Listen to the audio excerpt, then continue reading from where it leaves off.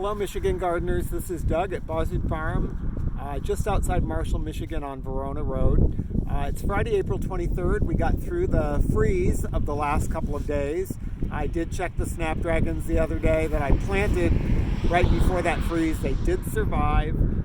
That just tells you how tough some plants are, because we went down to the mid-20s for 2 nights in a row. It was exceptionally cold at that point, especially given that we're about 7 to 10 days, from what I can tell, ahead of schedule with most plants, because we've had a warmer March and April.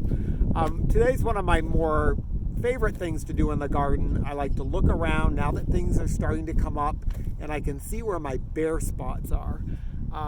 Something didn't survive, something just didn't flourish in that area.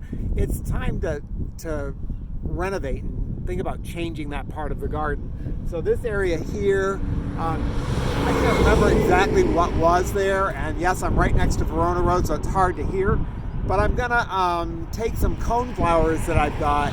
These are called green twister. You really should look it up and see what it looks like. It's really an interesting coneflower, and we've got a few for sale, but I'd like to have some in the garden so that if people are going through the garden they want to cut, or if we want some for cut flowers, we've got them. Our coneflowers, we start in the greenhouse in February, and then we put them outside into the field in like June, grow them all summer in the field, and then the next spring we dig them up. So we really have a pretty healthy, robust coneflower that's going to flower. Again, it's something you want to think about when you're buying your perennials at different places. I'm not telling you need to buy them at our farm, but we've grown them a bit longer, so hopefully you're going to get good bloom and not have problems with it rooting out. So I've got this area, and I've got my spade. I've got a little compost, which for me again is some horse manure mixed in with some old potting soil that I just took out of some of the old pots from last year, the big pots that we have on display around the farm stand. And I'll add that in. I've got the perennials here, and then I'm going to give them all a drink when I'm done.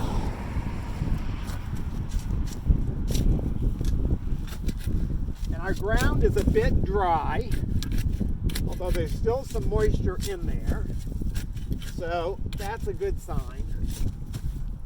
We haven't completely gone dried in the ground yet. We've been cool enough.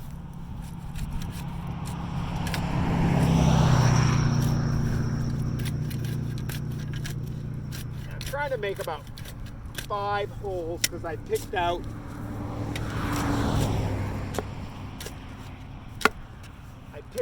five different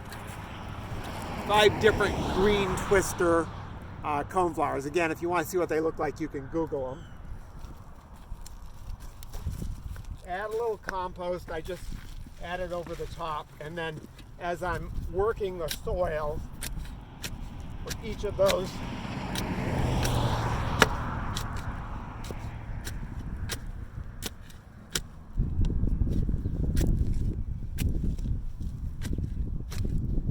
perennials I'm going to plant, work the compost in.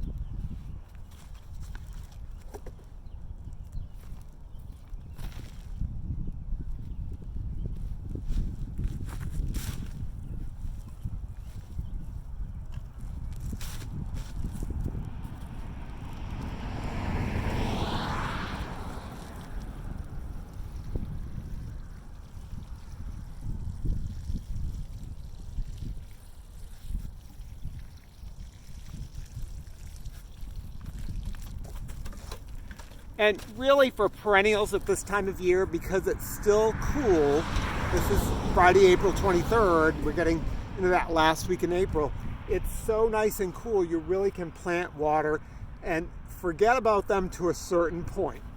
We just don't have a lot of rain in the forecast. So I'll check on these plants in another week.